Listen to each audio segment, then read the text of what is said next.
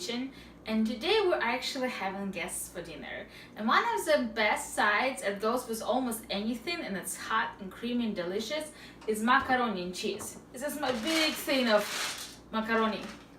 And not only I'm gonna make my own cheese sauce, but I'm also going to bake the whole thing just to give it a little something else, just a little bit crunch on the top and more creaminess on the bottom.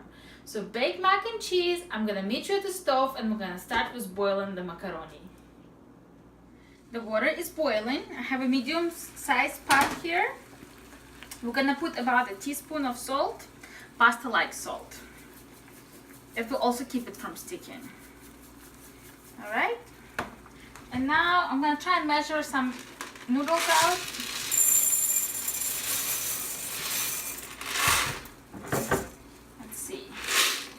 About 2.5 to 3 cups of noodles, or about like a pound package. This should do it. So I'm gonna let it cook just for a second more on high, and after that I'm going to lower it to medium, and we're gonna set it aside and let it cook till it's done while we're gonna make the cheese sauce. It's time to make the cheese sauce. The pasta is cooking, so we're gonna start with some 2% milk. You can use thicker, you can use thinner. 2% is what we have. I have a cup. Whoop. Have a warm pot. 2 cups. All right, this looks about right. I have a little bit left. I'm gonna use it just for the good measure. You can just use 2 cups. It was just a little bit more. All right. Now I have a chunk of Velveta here. I'm going to start by putting some in, but I'm assuming I'm gonna use the whole thing. We'll see.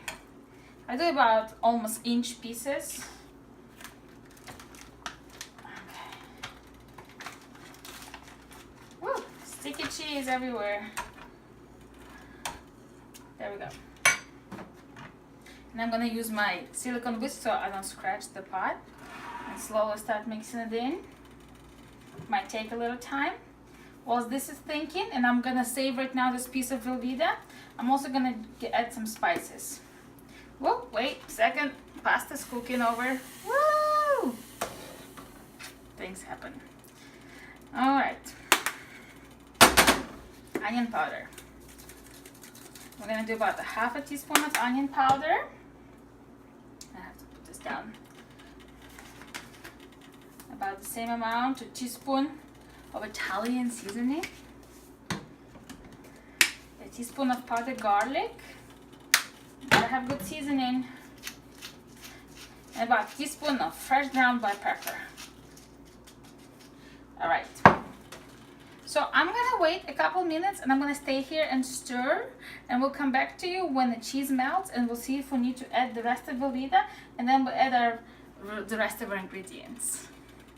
The Velveta I put inside has melted. This is still pretty liquidy, but that's all right. It's still really hot. I'm gonna use the last of it. So altogether, it was about 2.5 to 3 inches of Velveta of the big block. All right, so that's in. I'm also gonna use about 1/4 cup of Parmesan. You can use fresh Parmesan if you have it. I'm not sure if I do right now, so I'm gonna just use this.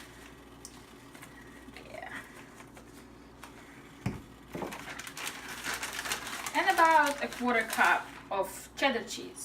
You can use any cheese you like. I like to put yellow cheese in here like cheddar, because it will melt similar like Velveta. Whoa, pasta is acting up all the time. And now I'm gonna continue cooking it, and I'll meet you when the sauce is done, and we're gonna arrange the baked macaroni in the pan. Pasta is done. I put it in the dish I was gonna bake it. The sauce looks amazingly gorgeous. Everything's mixed in. I'm just gonna put it on the top. There we go. There is some of the pieces of cheddar that still has not melted, which is fine. Whoop, a little too much sauce. It's all good. You can freeze it. You can refrigerate it. You can save it for something else. Put it over a chicken and bake it. That'll be so great. All right, so we're gonna stop here. Now, my secret weapon, a Ziploc bag. and about 10 Ritz crackers. 1, 2, 3, 4, 5, 6, 7, 8, 9, 10, 11. 11 sounds great. This is a time, as many of my recipes, you get your frustration out. You can use a meat hammer, your own fist, the back of a knife, the back of a spoon, your husband's head. At this point, you can also add melted butter to it. I don't like butter that much, so this is all I'm gonna do. I'm gonna take all these cracker crumbs and put it on top. It's gonna create the most delicious, the most crispy, the most buttery, since it's Ritz crackers, topping. All right.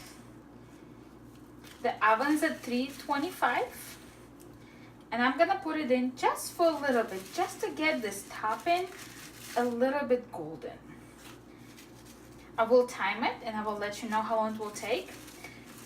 That's it. In oven we go. And I will let you know how long it's gonna take, and then we're gonna have taste testing with special guest, or maybe two. I'll see you soon. The pasta took about 35 minutes in the oven to look this gorgeous, and this is hot and pretty.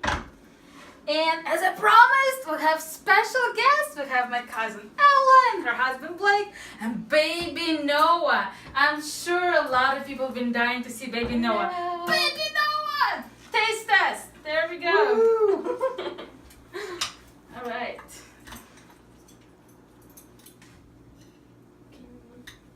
Are we good? We're good. All right. Go ahead. Yeah, dropping things. And I'll just give him Okay. afterwards. I'm going just watching us eat. That's his life. This is good. 2 thumbs up. It's macaroni, it's cheesy, and it's baked. What else do you want in your life? Try this topping right here. This is Ritz crackers. Crunchy, creamy, delicious. 2 Good. thumbs up. Poor baby And a wants fork. some. Once we sit down, the baby's gonna have some, maybe. You wanna Or his try it? applesauce. Applesauce is over there.